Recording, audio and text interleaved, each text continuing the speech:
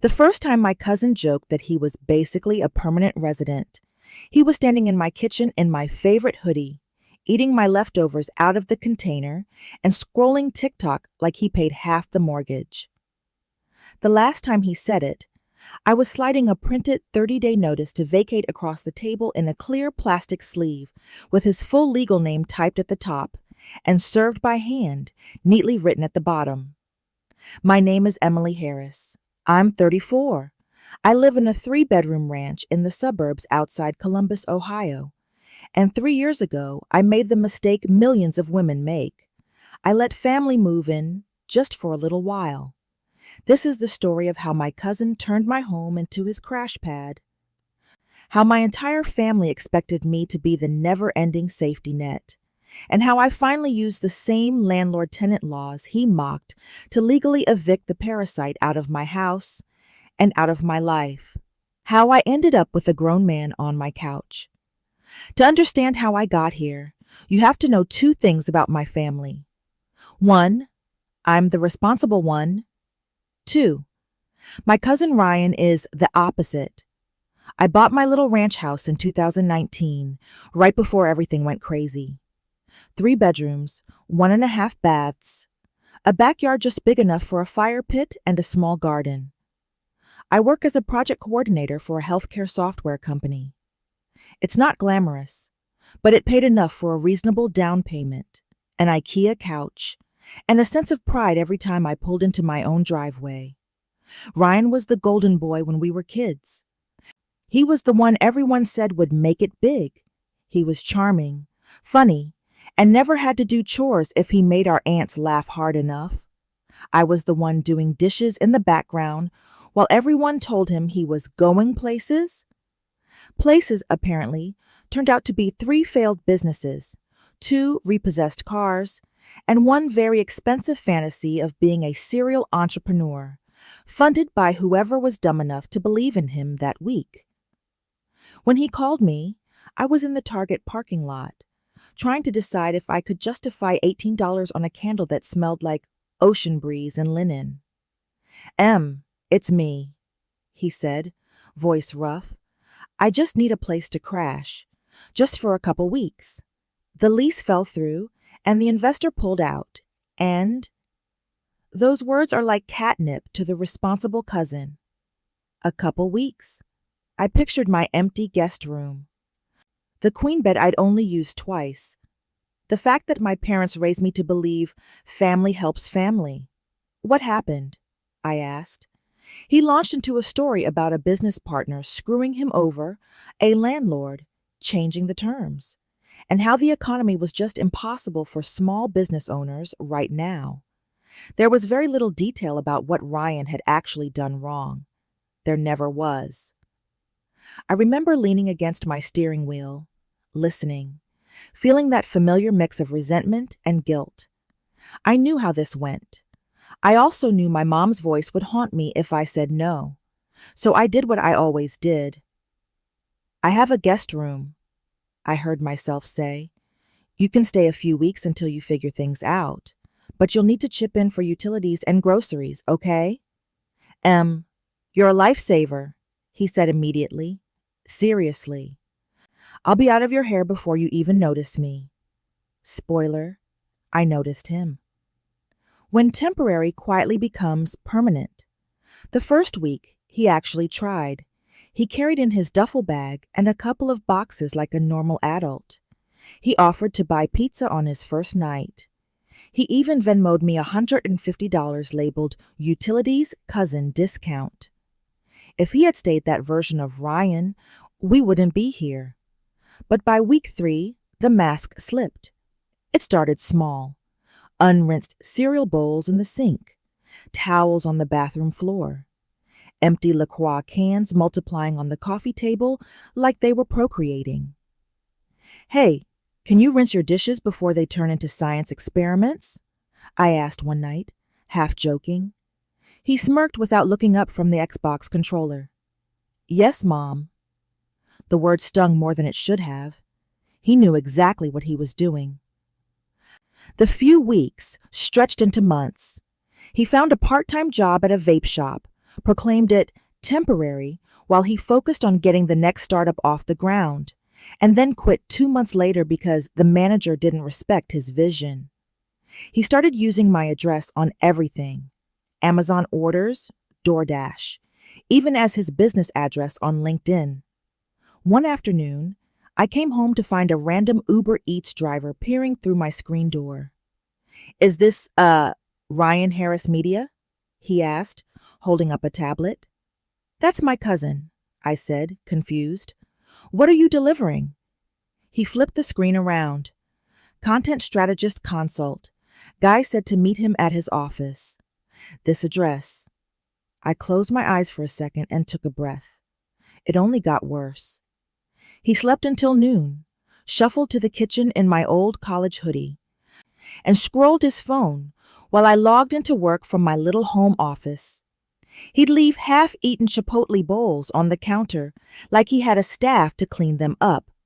The day I realized how far it had gone, I came home from an actual day in the office, remember those, to find 3 grown men I'd never seen before on my couch, watching the game, their shoes kicked off in my living room. Ryan was in my recliner, a beer in one hand, gesturing at the screen. "Yo, Em," he called when he saw me in the doorway. "This is my cousin I was telling you about. She's cool with us hanging here, right, Em?" My jaw clenched. I forced a smile for the strangers. "Hi, I live here." "You have the best roommate, man," one of them told Ryan, like I was a piece of furniture that happened to walk and talk. "I'm not his roommate," I corrected automatically. "I'm the homeowner." Ryan rolled his eyes. "She loves reminding people of that. Power trip much?" They laughed. I went to my room and shut the door before I said something I couldn't take back. Death by 1,000 little disrespects. Over year 1, a pattern set in. Every time I tried to set a boundary, he turned it into a joke. "Can you send something for utilities this month?" I texted in January. He replied with a meme of a man digging through couch cushions for change, followed by, "Business has been slow. I'll hit you on the next one. Promise." He did not hit me on the next one. When I told him he needed to stop having people over without asking, he shrugged and said, "It's not like you're using the living room. You're always in your office. Chill." He left wet towels on my couch, hair in the shower drain, and his vape cartridges on every surface. He drank the cold brew I bought myself as a treat and told me, "You're addicted to Starbucks anyway. I'm helping you save." He dragged in his failures like suitcases and unpacked them all over my piece. Every job that didn't work out was because the boss was intimidated. Every investor who backed out was short-sighted. Every bill collector who called was harassing him. "I'm just not meant for the 9-to-5 grind like you," he'd say, like that was a compliment. "You're built for that corporate hamster wheel. I'm built different." Built different, as in, built to nap until 3 p.m. and eat my groceries. The worst part wasn't even the laziness. It was the contempt. One night, I was microwaving leftovers after a long day. I'm on Zoom 8 hours a day, dealing with doctors, administrators, and software devs who think they're the first people to discover scope creep. I was exhausted. Ryan walked in, glanced at the spreadsheet open on my laptop, and snorted. "You still doing that boring project stuff?" he asked. "You know you could make triple that if you just backed one of my ideas." I looked at him. "I pay this mortgage with that boring project stuff." He spread his arms like a preacher. "And I am grateful. But imagine if you invested in something with actual upside." I almost laughed. "You've had how many LLCs in the last 5 years?" "Startups," he corrected, offended. "And they would have worked if the market hadn't crashed, if my partner hadn't ghosted, if the algorithm—" There it was, a complete list of everyone whose fault his life was, except his. I went to bed that night with my jaw clenched, listening to the bass from his YouTube videos thump through the wall. The moment I realized I was the landlord. The switch flipped for me the day he told my aunt that I was milking him for rent. It was Sunday afternoon. I was chopping vegetables, meal prepping salads for the week. Ryan was on FaceTime in the living room, voice carrying over the sound of the knife on the cutting board. "Yeah, she's still tripping about money," he was saying, acting like I'm some tenant. "I'm family. She'd be paying the mortgage whether I'm here or not." I froze. My aunt's voice crackled tinnily through his phone. "You know how Emmy is. She likes feeling in control. Just ignore it. She's always been like that." I set the knife down carefully before I did something that would get me on a true crime podcast. Ryan paced. "She actually had the nerve to send me some rent agreement from Google, talking about due dates and late fees, like I'm some deadbeat." "You are," I thought. I wiped my hands on a towel, walked into the living room, and waited until he noticed me. He didn't. "Anyway, I'm going to get this new thing off the ground soon," he was telling my aunt. "Once it hits, I'm out. I'll leave her with her little lonely house and her spreadsheets." Something in my chest snapped. "End the call," I said, voice steady. He glanced back, annoyed, then forced a laugh into the phone.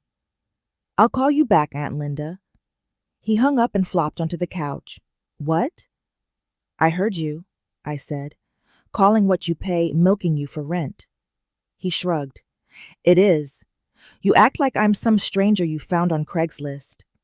You are someone who lives in my house, uses my utilities, and hasn't paid rent in 3 months," I said. "That makes you, legally, a tenant." He rolled his eyes so hard I thought they might get stuck. "Oh my God, Em. You watch one TikTok lawyer and suddenly you're Judge Judy." That's when it hit me. He thought this was a game. He thought I was bluffing. He thought my threats about boundaries and expectations were just noise. Because for his entire life, women like me, moms, aunts, sisters, cousins, had always cleaned up his messes. I went back to the kitchen, my heart pounding, and opened my laptop on the island. I typed, "When does a guest become a tenant Ohio?" into Google. What I found changed everything. Down the rabbit hole of landlord-tenant law. I didn't start with revenge. I started with insomnia and a 5-hour spiral through every landlord-tenant resource I could find. Ohio revised code sections on tenancies, tenant rights websites, Reddit threads on RR legal advice, articles titled "How to Evict a Relative," videos of attorneys in ill-fitting suits breaking down what to do when the temporary guest digs in. The pattern was terrifyingly consistent. Once someone lives in your house, receives the mail there, and you accept money from them for staying, even utilities, or helping out. They're not just family. In the eyes of the law, they're a tenant. And tenants, unlike guests, have rights. I read stories of people who called the cops to kick someone out, only to be told, "This is a civil matter. You'll need to go through eviction court." Stories of women whose own siblings squatted for months because they knew how hard and expensive the process was. I opened a fresh Google Doc and started taking notes like I was prepping for an exam. Step 1. Determine if he's a tenant, lives here full-time, gets his mail here, has text acknowledging money paid for utilities, rent in the court's eyes. Step 2. Decide what type of tenancy. No written lease, month-to-month by default. Step 3. Give proper notice. 30-day notice to terminate a month-to-month tenancy in Ohio. Must be in writing, include date, address, and the date the tenancy ends. Step 4. Serve the notice. Hand delivery, certified mail, or posting it on his door in some counties. Document everything. Step 5. If he doesn't leave, file an eviction, forcible entry and detainer, with the municipal court. Pay the fee, get a court date, have the sheriff serve the summons. Step 6. Show up with receipts, payment history, texts, photos, The notice. Any proof he lives there. Step 7. If you win, the court gives him a set number of days to leave. If he still refuses, the bailiff or sheriff comes to set his property out. I sat back, staring at the list, my stomach tight. I did not want to be a landlord. I definitely didn't want to be the kind of person who goes to court to kick out a family member.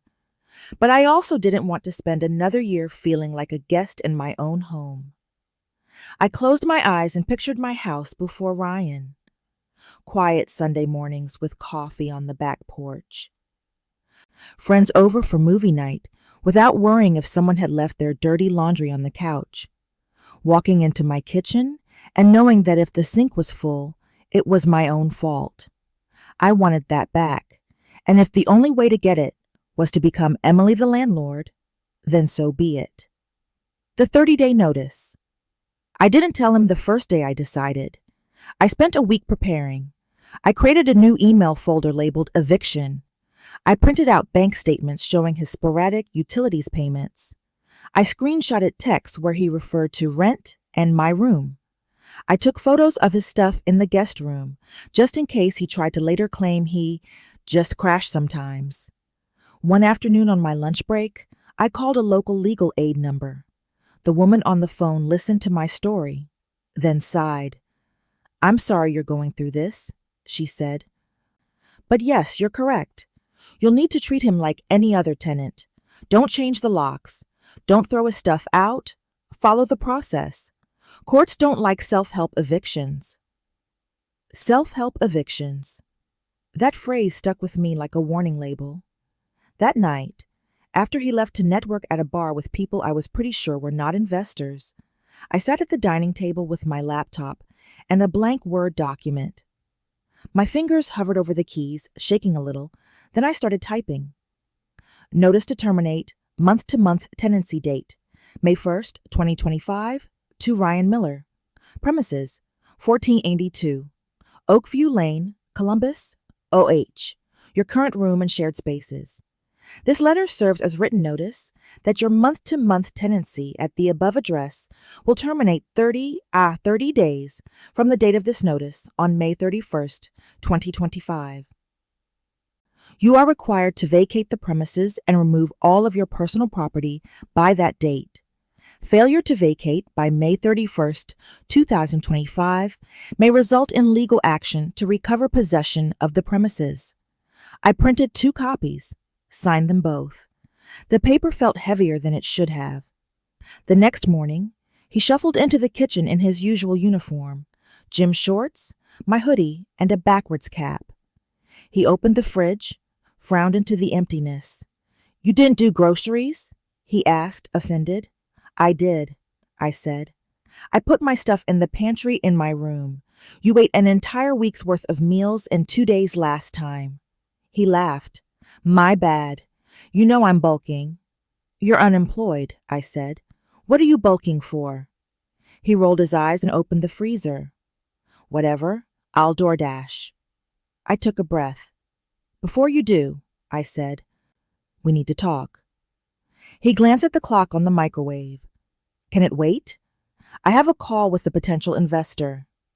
I slid the plastic sleeve across the table. "This won't take long." He eyed the envelope like it might explode, then pulled the papers out. His lips moved as he read. His face went from amused to confused to red in under 10 seconds. "What the hell is this?" he demanded. "It's a 30-day notice," I said calmly. "Your tenancy ends May 31st. You need to find somewhere else to stay." "My what ends?" He slapped the paper against the table. "I don't have a tenancy. I'm your cousin." "In the eyes of the law, you're a month-to-month tenant," I said. "You live here. You get mail here. You've paid money to live here.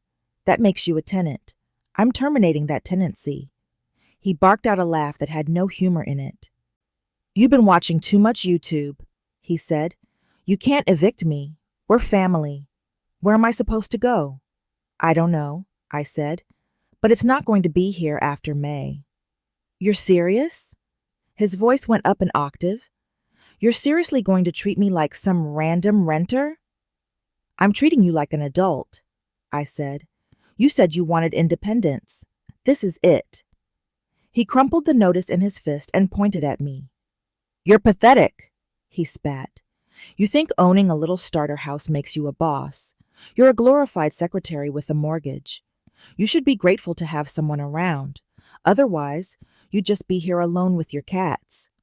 I don't have cats, I said. Exactly, he sneered. You'll die alone in this beige little tomb. The words hit, but not the way he hoped. Because in that moment, watching a grown man in my kitchen, wearing my clothes, living off my food, call me pathetic. Something inside me went very, very still. I'm documenting that you received the notice, I said, pulling my phone out. Say I got the notice. He recoiled. I'm not saying anything on camera. That's fine, I said, hitting stop. I'll send a copy certified mail too. He stared at me like he didn't recognize me. This is messed up, Em, he said finally. I'll talk to Aunt Linda. She's not going to let you do this. I'm a 34-year-old homeowner, I said. My mom can't let or not let me follow the law. He stormed out, slamming the front door so hard the windows rattled. I exhaled shakily, picked up the notice he'd crumpled, smoothed it out, and slid it back into the sleeve. Then I opened my laptop and added a new line to my document. May 1st, 2025. Notice served by hand at 8:13 a.m. Witness, myself. Reaction, hostile. The project manager in me was fully awake now. The family backlash. The backlash from my family didn't take long. My phone lit up that afternoon while I was knee-deep in a budget spreadsheet.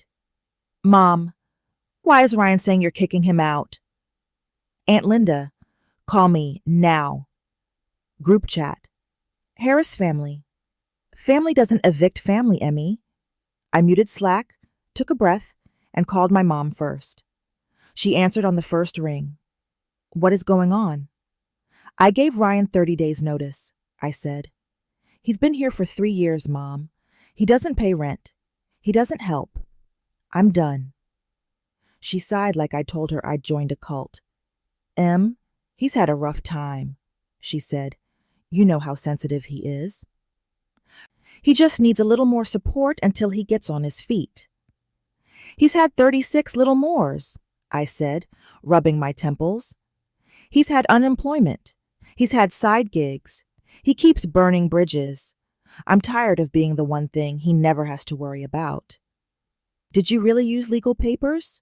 She asked, scandalized. Like he's a stranger? I used the process my state requires, I said. If he doesn't leave, I have to file an eviction. I'm not doing any of this under the table. I'm protecting myself. That's so cold, she whispered. You used to share toys with him. I shared my house with him for 3 years, I said. Toys were the warm-up. She sniffed. I just don't want you to regret cutting family off. I regret letting family walk all over me, I said. I'm correcting that. She changed tack. What will people think if he tells them you threw him out? That I finally grew a spine, I said, and ended the call before she could twist it. Aunt Linda was next. She didn't even say hello. What is wrong with you? She demanded. Ryan is in tears. You blindsided him with some landlord nonsense. He's had years of warning, I said. I've repeatedly asked him to pay rent, help with chores, and make a plan. He ignored me. So now we're doing it by the book. You always thought you were better than everyone, she snapped, just because you went to college and bought a house.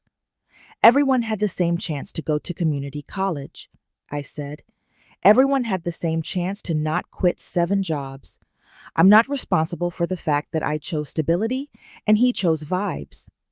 She actually gasped. You sound heartless, she said. What kind of Christian does this to family? The kind who's tired, I said.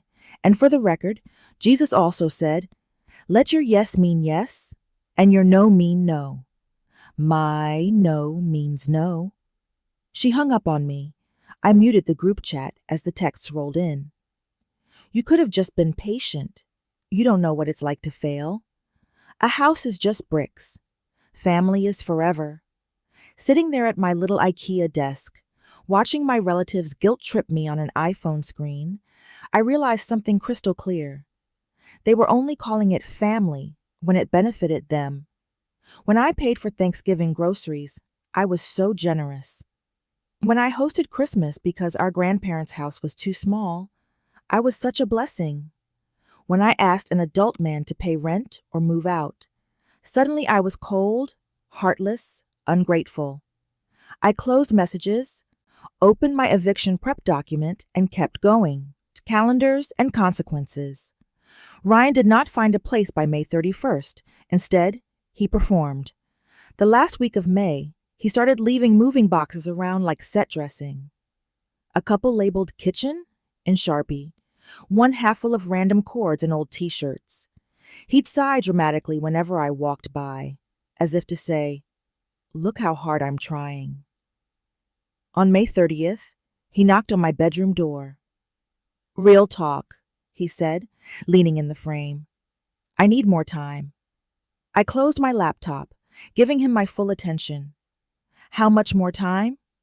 "Like a couple months," he said. "I'm this close to closing on a new place." "That's what you said 3 months ago," I replied. "And last summer. And the year before that." He spread his hands. "The housing market is crazy. You of all people should know." "I do know," I said, "which is why I told you this date a month ago. I followed the law. If you're not out tomorrow, I file in court."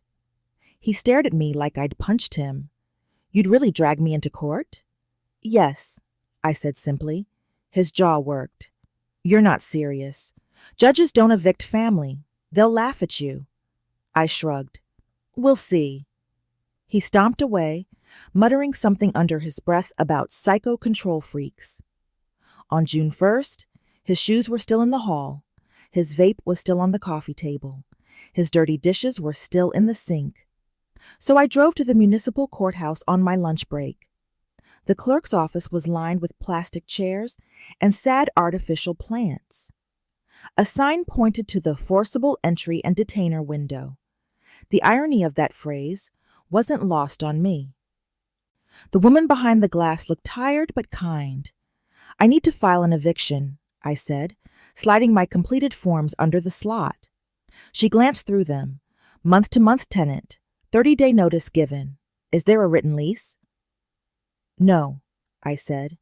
"He's my cousin." One eyebrow ticked up, but she didn't comment. She stamped the papers, took my check, and slid back a case number and a court date. "Bailiff will serve him the summons," she said. "You'll need to be here on June 15th at 9 a.m. Don't be late. Bring copies of everything." I walked out into the summer heat, feeling both nauseous and strangely powerful. That afternoon, when I got home, there was a folded paper stuck in the front door. "Summons and complaint," in bold letters. Ryan had already opened it, despite it being addressed to him. He waved it in my face when I walked in. "You actually did it," he said, incredulous. "You psycho. You really filed." "I did," I said, hanging my keys on the hook. "Do you know how this is going to look?" he demanded. "You dragging your own cousin into court? People are going to think you're insane." "I care what the judge thinks," I said, "not the internet." He shook his head, pacing.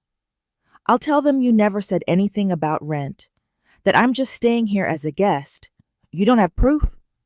I pulled my phone out, scrolled, and held up a text. "Can you send rent by Friday?" "Me, January 7th. Yeah, I got you." Him $150. Utilities, rent lol. His Venmo note. Color drained from his face. "You kept that?" he asked. "Yes," I said. "I keep everything." The day in court. On June 15th, I showed up outside courtroom 4B in my navy blazer and black pants, clutching a manila folder stuffed with copies. My hands shook, but my spine felt surprisingly straight. Ryan swaggered in 5 minutes late, wearing a graphic tee and joggers, AirPods in his ears like he was about to board a flight, not stand in front of a judge. He didn't look at me. The bailiff called our case. We walked up to the front, stood at the little tables like every courthouse scene in every TV show I'd ever seen, except this time it was my life. The judge glanced at the file. Emily Harris versus Ryan Miller, he read. Eviction for non-payment of rent and termination of month-to-month tenancy. Ms. Harris, you're the plaintiff? Yes, Your Honor, I said, my voice steady. He nodded. Tell me what's going on. I took a breath and told him as simply as I could. That's my house, I said, gesturing vaguely toward the direction of my neighborhood. I bought it in 2019. My cousin Ryan moved in 3 years ago. At first, he was supposed to stay a few weeks while he looked for a place. Then it turned into months, then years. He paid money sporadically, sometimes labeled rent or utilities in Venmo. I asked him repeatedly to pay on time, to contribute, or to move out. This May, I served him with a written 30-day notice to terminate his month-to-month tenancy. He refused to leave. So I filed this eviction. The judge turned to Ryan. Mr. Miller, what's your side? Ryan leaned on the table like this was improv night. Your Honor, I'm not a tenant, he said. I'm family. I've been staying with her while I get back on my feet. She never told me there was a lease. She's just mad because I called her out on her control issues. She's using the system to punish me. The judge did not look impressed. Did you ever pay her money to live there? He asked. Ryan shifted. I helped with bills sometimes. The judge looked at me. Do you have records of that? He asked. Yes, Your Honor, I said, sliding my folder forward. Bank statements and screenshots. He flipped through them. The Venmo payments, the text referencing rent, photos of Ryan's mail on my counter, the notice to vacate dated a month before I filed. He looked back at Ryan. Mr. Miller, whether you're related or not is irrelevant to the law, he said. You paid money in exchange for living there. That makes you a tenant. Without a written lease, you're month to month. Ms. Harris gave you the required notice. You didn't leave. She followed the process correctly. Ryan sputtered. But we're family, he protested. She can't just kick me out on the street. The judge's expression didn't change. You're a 32-year-old man, he said. You are capable of finding other arrangements. This court is not in the business of forcing someone to house an adult indefinitely because they share DNA. My eyes stung. He scribbled something on the file. Judgment for the plaintiff, he said. Possession of the premises to Miss Harris. Mr. Miller, you have 7 days to vacate. If you do not, a set-out may be scheduled with the bailiff. The gavel didn't slam, but it might as well have. It was over.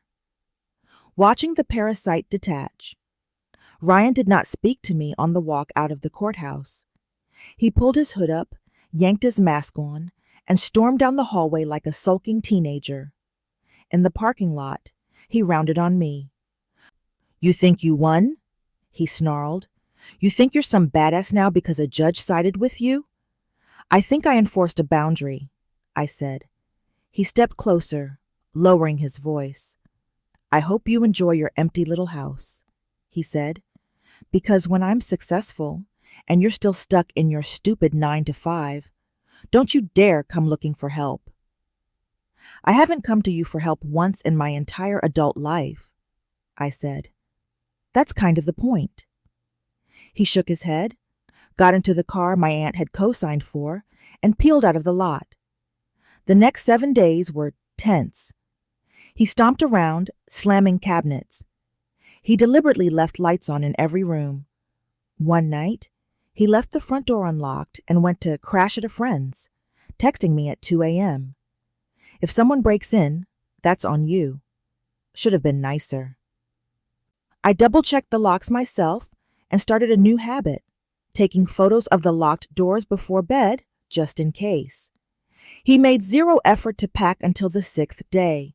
Then suddenly, he was hauling trash bags out to the curb, tossing stuff into boxes, leaving random belongings behind like he expected me to store them. On the 7th day, a Friday, I came home from work to find his shoes gone from the hallway. The guest room door stood open, the bed stripped. He'd left a pile of clothes in the closet, a broken lamp, and a half-used bottle of body wash in the shower. There was a note on the kitchen counter, scribbled on the back of a takeout menu. Good luck finding someone else to put up with you. R. I stared at it for a long minute, then picked it up with 2 fingers and dropped it straight into the trash. I took pictures of the empty room, the broken lamp, the clothes left behind. Then I did something I hadn't done in 3 years. I walked into my living room, stood in the center of the floor, and just listened. No YouTube blaring, no vape hiss, no constant muttering phone calls about investors and opportunities. Silence. It was beautiful. Reclaiming my house, rewriting my role. The next morning I woke up early. Out of habit, I padded down the hall, expecting to hear Ryan snoring or coughing. Instead, the guest room was sunlit and still. I grabbed a trash bag and started. The broken lamp? Trash. The pile of clothes? I put them in a box, labeled it with his name, and set it in the garage. I texted him once. Your leftover things are in a box in the garage.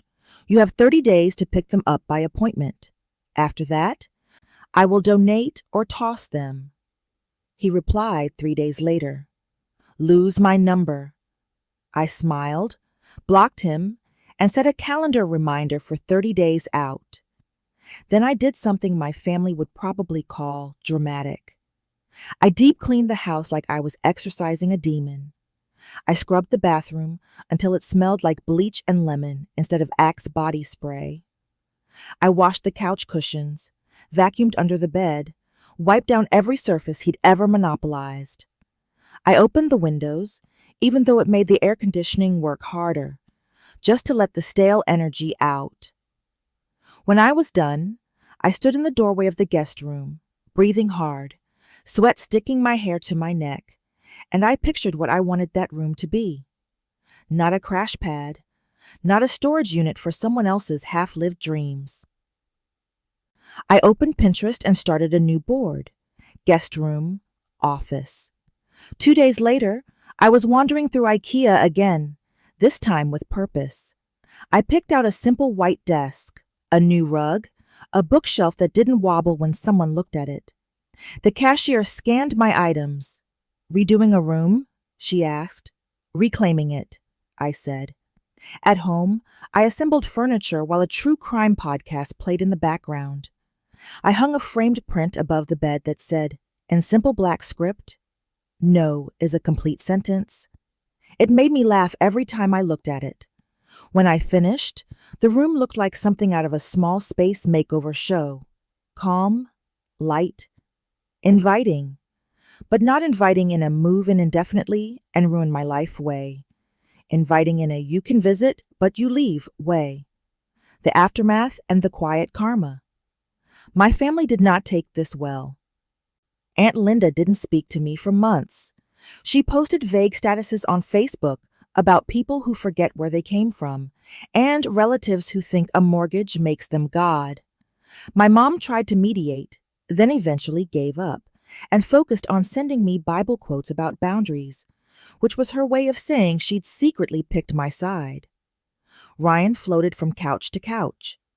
I know because he couldn't resist broadcasting his life online.